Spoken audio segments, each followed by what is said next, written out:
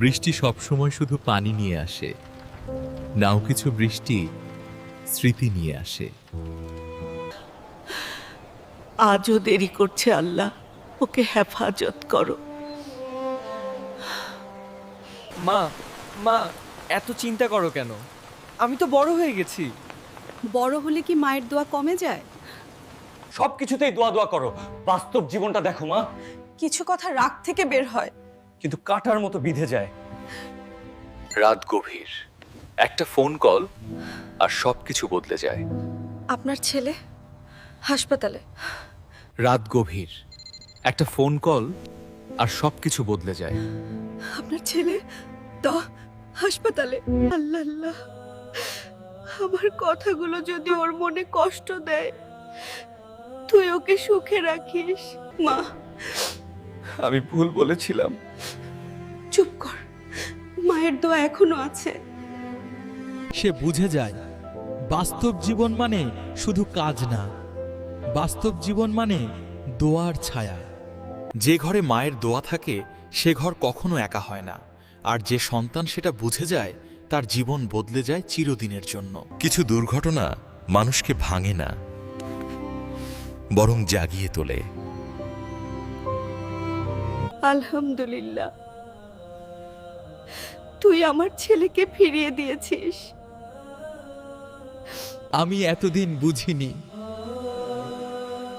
এই মানুষটাই আমার আসল শক্তি। মা, আমি যখন বলেছিলাম বাস্তব জীবন দেখো, আমি ভুল ছিলাম। ভুল করলে মানুষ ছোট হয় না রে, ভুল বুঝতে পারলে মানুষ বড় হয়। আজ বহুদিন পর মা একা না। আল্লাহ, আমাকে বদলে দাও। চল, দেরি হবে, নামাজ পরে পড়বি। না, আমি আগে নামাজ পড়বো। মায়ের দোয়া ফল দিতে সময় নেয়, কিন্তু ফলটা মিষ্ট হয়। চাচা, এটা নিন, আমার পক্ষ থেকে দোয়া করবেন। পরিবর্তন চিৎকার করে আসে না, পরিবর্তন নিঃশব্দে আসে। যে সন্তান মায়ের দোয়ার মূল্য বুঝে যায় সে আর কখনো পথ হারায় না। পরিবর্তন শুরু হয়েছিল, এবার শুরু হলো পরীক্ষা। এই টাকায় মায়ের কষ্ট কমবে,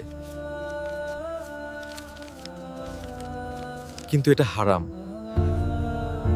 হারাম রিজিক ঘরে সুখ আনে না রে। স্যারি, আমি এই কাজটা করতে পারবো না। তাহলে চাকরি থাকবে না। কিছু হারানো আসলে পাওয়া। আমরা আপনার সততার কথা শুনেছি, আমাদের কোম্পানিতে আপনাকে চাই। কিছুদিন আসে খুব শান্তভাবে, যেন ঝড়ের আগে নীরবতা। আজ একটু মাথা ঘুরছে রে। মা বসো, আমি ডাক্তার ডাকছি। আমার একটা ইচ্ছা আছে, তুই কখনো নামাজ ছাড়বি না। আর মানুষকে কষ্ট দিবি না। আমি কথা দিচ্ছি মা,